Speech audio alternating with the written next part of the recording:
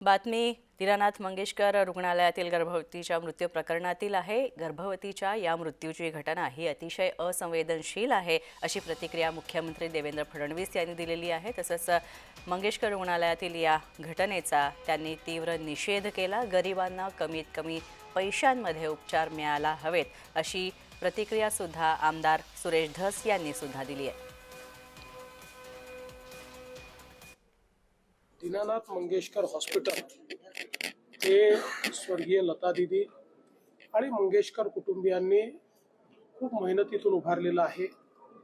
एक नावाजलेलं हॉस्पिटल आहे।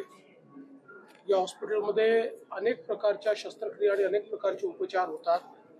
त्यामुळे सगळं काही या हॉस्पिटलचं चूक आहे असं म्हणण्याचं कारण नाही, पण कालचा प्रकार हा मात्र असंवेदनशीलच होता।